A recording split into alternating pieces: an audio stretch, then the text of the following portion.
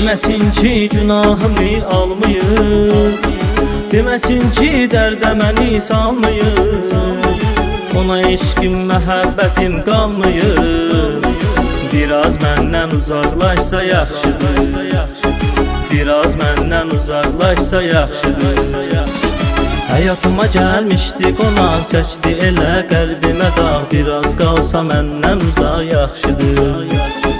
Səni unutmamışam hələ, deyə darxar elə. Olmasa onsuz da belə yaxşıdır.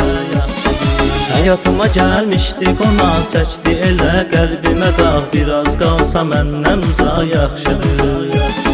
Səni unutmamışam hələ, deyə darxar elə. Olmasa onsuz da belə yaxşıdır.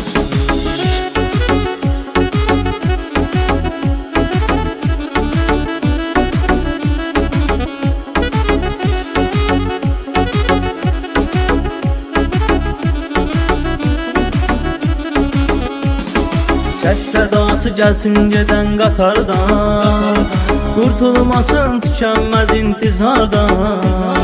Az məni görsün o da kənardan, həsrətimlə ayaqlaşsa yaxşıdır.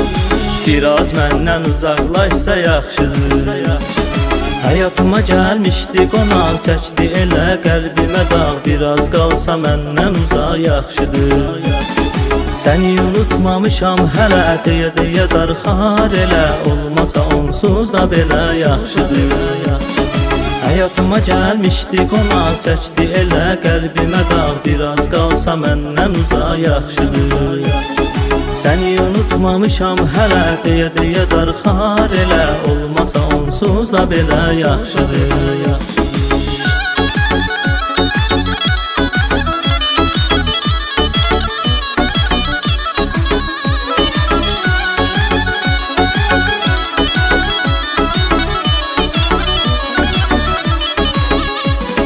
Çıxarmasın düşüncələrdən məni, çətin silə xatirələrdən məni.